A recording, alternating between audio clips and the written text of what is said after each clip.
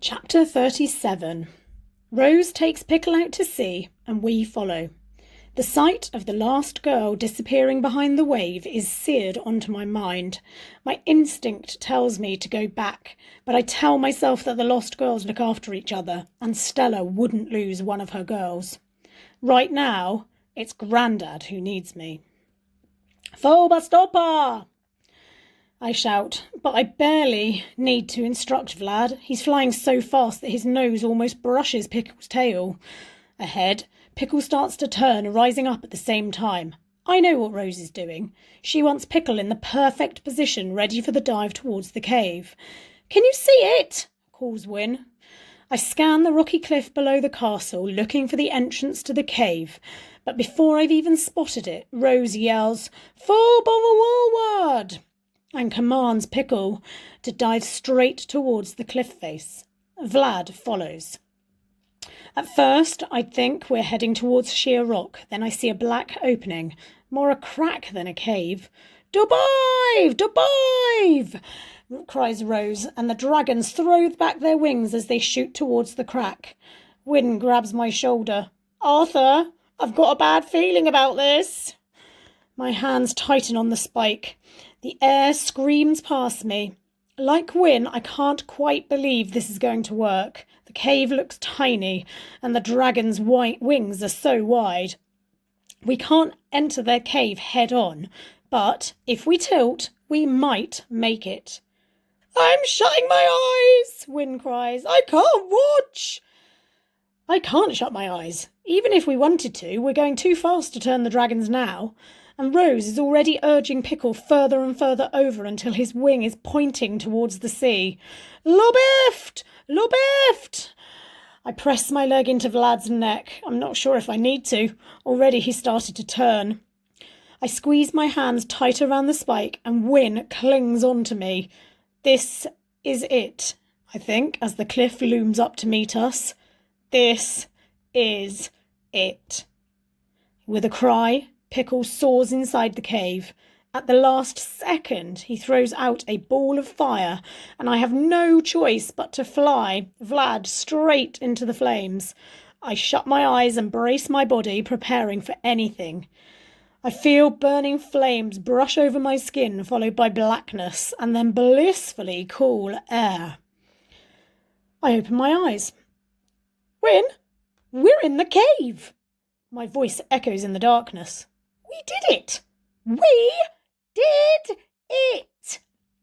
Vlad roars, lighting up the tunnel, and I see that we're still flying over the sea. Ahead, Pickle is preparing to land next to the huge bulk of the Raven. "Vlad! Slow down! I shout as we shoot past the Raven. Vlad pulls in his wings and stretches out his talons. "Can I look?" Wynne yells. "Not yet." Vlad lands with a crash, sending me and Wynne tumbling to the rocky ground. Rose pulls us up. "Can you actually believe it?" Oops. Her whispered voice echoes around us. "We actually did it." I look up. The Raven towers over us. The ship is tall and narrow, the perfect shape to slip in and out of the cave. She sways gently in her mooring, her ancient timbers creaking as waves lap against her side. Water drips and the cave is filled with the Raven's smell of tar and tanned leather.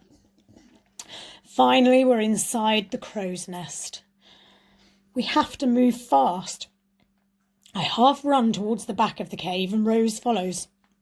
Even if Croaky didn't see us on the dragons, he'll know that the attack has got something to do with us. He's probably searching the castle right now.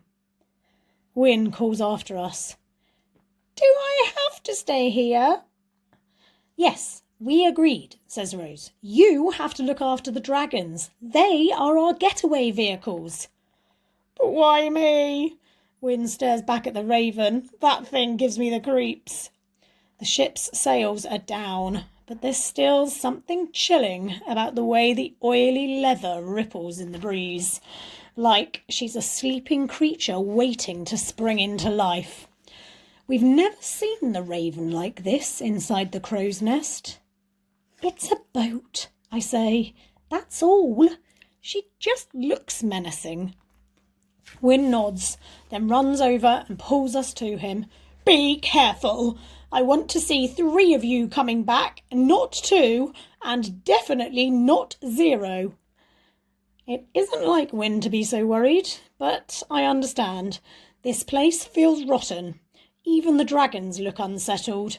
They're pacing the flat rock, deep growls rumbling inside them and smoke seeping from their mouths. We will, I say.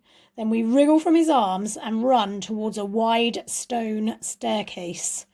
It's lit by flickering torches, and as we go up, taking the stairs 2 at a time, our long shadows dance along the wall.